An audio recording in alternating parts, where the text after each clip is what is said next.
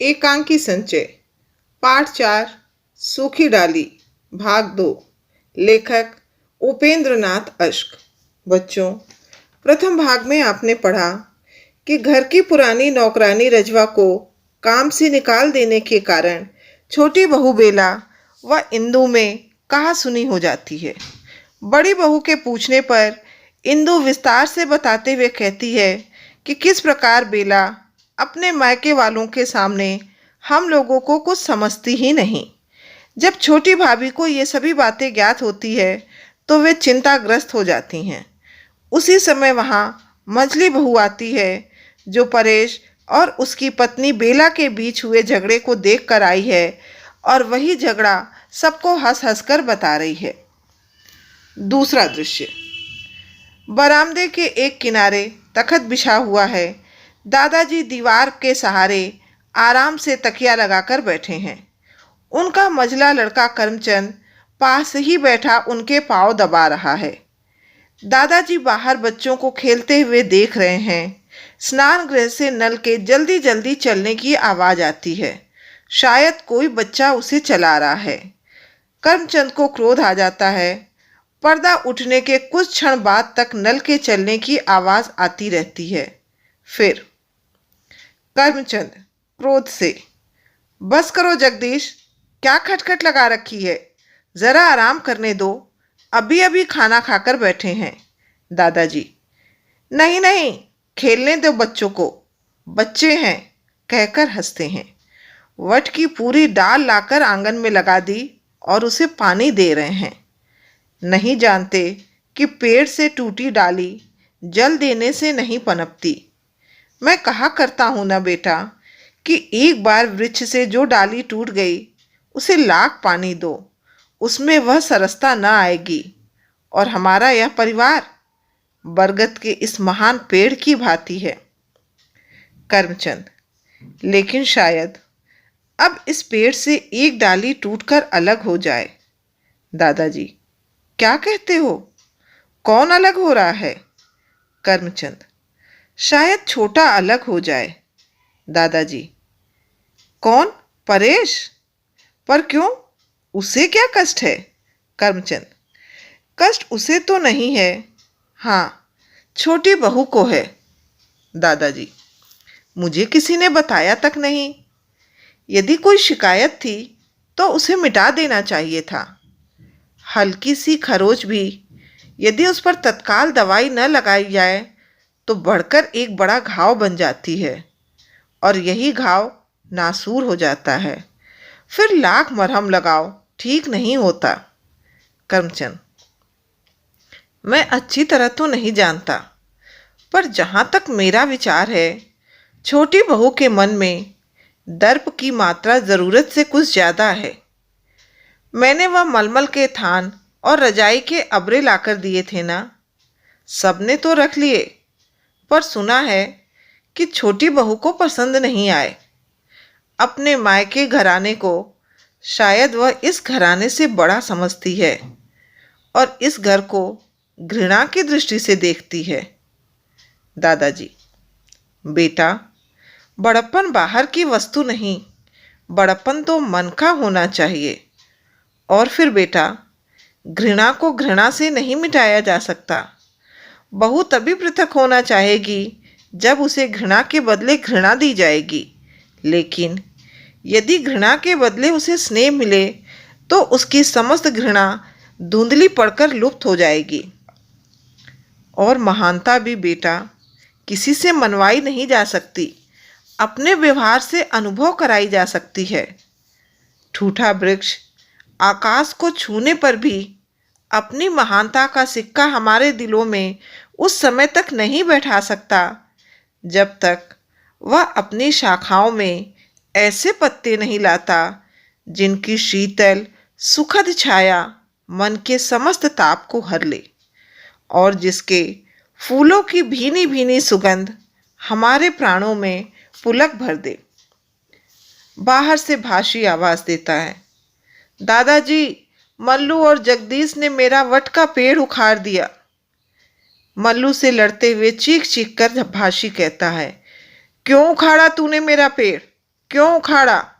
दादाजी, पेड़। दादाजी हंसते हैं। ठहरो भाशी, लड़ो मत बेटा। जाना करमचंद, जरा हटाना इन दोनों को। करमचंद वहां से चला जाता है। तभी वहां परेश नीची नजर किए हुए प्रवेश करता है। परेश, दादाजी, आओ बेटा परेश। वह मैंने एक दो कपड़े भेजे थे ना, तनिक देखना बहू ने उन्हें धो डाला है या नहीं। धो डाले हों तो ले आओ जरा, फिर मैं तुमसे बात करूंगा। परेश, मैं लज्जित। दादाजी, नहीं धुले तो फिर धुल जाएंगे बेटा। आओ इधर बैठो मेरे पास, मैं तो तुम्हें बुलाने ही वाला था। आओ आओ, इधर आकर बैठो। परेश चुपचाप आकर दादाजी के पास बैठ जाता है। दादाजी, मुझे करमचंद से अभी पता चला कि तुम्हारी बहू को रजाई के अबरे और मलमल के थान पसंद नहीं आए। तुम्हारे ताऊ ठहरे पुराने समय के आदमी, वे नए फैशन की चीज़ें खरीदना क्या जाने। तभी मैं कहता हूँ कि छोटी बहू को बाजार ले जाओ, वह स्वयं अपनी पसंद की चीज़ें ले आएगी। परेश, जी। दादाजी, और मैं सोचता था कि अब बहू आ गई है तो इंदु का दहेज तैयार करने में भी सहायता देगी। परेश, जी जी, मैं इसलिए आया था कि। दादाजी, हाँ हाँ कहो, क्यों झिझकते हो? परेश, जी बात यह है कि इस घर में बेला का मन नहीं लगता। दादाजी, इतनी जल्दी उसका मन कैसे लग सकता है बेटा? अभी कितने दिन हुए उसे आए।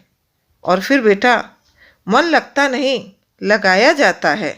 परेश, वह मन लगाती ही नहीं। दादाजी, तो हमें उसका मन लगाना चाहिए। वह एक बड़े घर से आई है, अपने पिता की इकलौती बेटी है, कभी नाते रिश्तेदारों में नहीं रही। इस भीड़ भाड़ में वह घबराती होगी। हम सब मिलकर इस घर में उसका मन लगाएंगे। परेश, यहाँ उसे कोई पसंद नहीं करता दादाजी, सब उसकी निंदा करते हैं। अभी अभी मेरे पास माँ, बड़ी ताई, मझली ताई, बड़ी भाभी, मझली भाभी, इंदु, रजवा सब आई थीं। सब उसकी शिकायत करती थीं, ताने देती थीं और मुझे कहती थीं कि तू उसके हाथ बिक गया है, तू उसे समझाता क्यों नहीं। और उधर वह इन सब से दुखी है, कहती है सब मेरा अपमान करती हैं, सब मेरी हंसी उड़ाती हैं, मेरा समय नष्ट करती हैं। मैं ऐसा महसूस करती हूँ जैसे मैं परायों में आ गई हूँ। उसे अपना एक भी नहीं दिखाई देता। दादाजी, आप मेरी माने तो। दादाजी, हाँ हाँ कहो। परेश, बात यह है कि वह आज़ादी चाहती है। दूसरों का हस्तक्षेप, दूसरों की आलोचना उसे पसंद नहीं। वे समझती है वह छोटी बहू है, इसलिए सब उसकी आलोचना करना, उसे आदेश देना अपना कर्तव्य समझते हैं। वह अपनी अलग गृहस्थी बसाना चाहती है, जहाँ उसे रोकने वाला कोई न हो, जहाँ वह स्वेच्छापूर्वक अपना जीवन बिता सके। वह चाहती है कि यदि बाग वाला मकान उसे मिल जाए तो वह सुख और शांति से रहे। मैं तो हमेशा यहाँ बना न रहूँगा, कुछ ही दिनों की बात है, मेरी तब्दीली हो जाएगी। उतने दिनों को यदि आप बाग वाले मकान का प्रबंध कर दें तो उसकी सारी उद्विग्नता, अन्यमनस्कता और तिलमिलाहट से उसकी यही इच्छा काम करती है। अब मैं उसे कैसे समझाऊं? दादाजी, यूँ तो इस झंझट से छुटकारा पाने का सरल उपाय यही है कि तुम्हें बाग वाला मकान दे दिया जाए। वह पड़ा पड़ा भी बेकार है और अभी मैं उससे किसी तरह का काम लेने का कोई इरादा नहीं रखता। तुम जाओ बेटा, मेरे जीते जी यह असंभव है। मैं जब अपने परिवार का ध्यान रखता हूँ तो मेरे सामने वट का वह महान पेड़ घूम जाता है, शाखाओं, पत्तों, फलों फूलों से भरा पूरा। और फिर मेरी आँखों के सामने इस महान वृक्ष की कलियाँ टूटने लगती हैं और वह केवल ठूठ रह जाता है। और मैं सिहर उठता हूँ। न बेटा, मैं अपने जीते जी यह सब न होने दूंगा। तुम चिंता न करो, मैं सबको समझा दूंगा। घर में किसी को तुम्हारी पत्नी का तिरस्कार करने का साहस न होगा। कोई उसका समय नष्ट न करेगा। ईश्वर की कृपा से हमारे घर सुशिक्षित सुसंस्कृत बहू आई है, तो क्या हम अपनी मूर्खता से उसे तंग कर देंगे? तुम जाओ बेटा, किसी प्रकार की चिंता का मन में स्थान न दो। मैं कोई न कोई उपाय अवश्य ढूंढ निकालूंगा। तुम विश्वास रखो, वह अपने आप को परायों में घिरा अनुभव न करेगी। उसे वही आदर सत्कार मिलेगा जो अपने घर में प्राप्त था। परेश: जैसा आप उचित समझे दादाजी। दादाजी: और देखो, तुम स्वयं भी इस बात का ध्यान रखना, तुम्हारी किसी बात से उसका मन न दुखे। कोई भी ऐसी बात न करो जिसे वह अपना अपमान समझे। परेश वहाँ से चलने को होता है और तुम उसे साथ ले जाकर नगर से वे सब चीज़ें खरीद लाओ। शेष की तुम चिंता न करो, मैं कोई ना कोई रास्ता अवश्य निकाल लूँगा। परेश: जैसी आपकी इच्छा। वहाँ से चला जाता है। दादाजी: रजवा रजवा। रजवा नहीं आती। फिर उसे आवाज़ देते हैं, रजवा रजवा रजवा। दूर से जी आई भागती हुई प्रवेश करती है। दादाजी: छोटी बहू के अतिरिक्त सबको मेरे कमरे में भेज दो। कहो कि सब काम छोड़कर मेरे पास आए। रजवा जाने लगती है। दादाजी उसे रोकते हैं। और सुनो, कोई ना रहे, सबसे कहना कुछ क्षण के लिए ही अवश्य यहाँ आ जाएं। रजवा: जी, मैं अभी जाकर सबसे कह देती हूँ। रजवा चली जाती है। नल से किसी के कपड़े धोने की आवाज़ आने लगती है। थोड़ी देर बाद धीरे धीरे परिवार के सभी लोग आने लगते हैं। बालक और युवक तख्तों और चारपाइयों पर बैठते हैं। रजवा फर्श पर चटाइयाँ और मोढ़े लाकर बिछा देती है। दादाजी: इंदु कहाँ है? वह नहीं दिखती। दादाजी एक नज़र सबको देखते हैं। रजवा स्नान गृह को जाने वाले दरवाजे पर जाकर इंदु को आवाज़ देती है। कपड़े धोने का जो स्वर आ रहा था अचानक बंद हो जाता है। इंदु बाहर से: जी आई, मैं नल पर थी, कपड़े धोने में लगी थी। दादाजी: बैठो बेटा, मैंने आज तुम सबको एक विशेष अभिप्राय से बुलाया है। मुझे यह सुनकर बड़ा दुख हुआ कि छोटी बहू का मन यहाँ नहीं लगता। इंदु: दादाजी। दादाजी: इंदु बेटा, मुझे अपनी बात कह लेने दो। मुझे यह जानकर बड़ा दुख हुआ कि छोटी बहू का मन यहाँ नहीं लगा। दोष उसका नहीं, दोष हमारा है। वह एक बड़े घर की बेटी है, अत्यधिक पढ़ी लिखी है, सबसे आदर पाती और राज करती आई है। पर यहाँ वह केवल छोटी बहू है। यहाँ उसे हर एक का आदर करना पड़ता है, हर एक से दबना पड़ता है, हर एक का आदेश मानना पड़ता है। यहाँ उसका व्यक्तित्व दबकर रह गया है। मुझे यह बात पसंद नहीं। बेटा, बड़ा वास्तव में कोई उम्र या दर्जे से नहीं होता। बड़ा तो बुद्धि में होता है, योग्यता से होता है। छोटी बहू उम्र में न सही, अक्ल में हम सबसे निश्चय ही बड़ी है। हमें चाहिए कि उसकी बुद्धि से, उसकी योग्यता से लाभ उठाएं। मेरी इच्छा है कि उसे यहाँ वही आदर सत्कार मिले जो उसे अपने घर में प्राप्त था।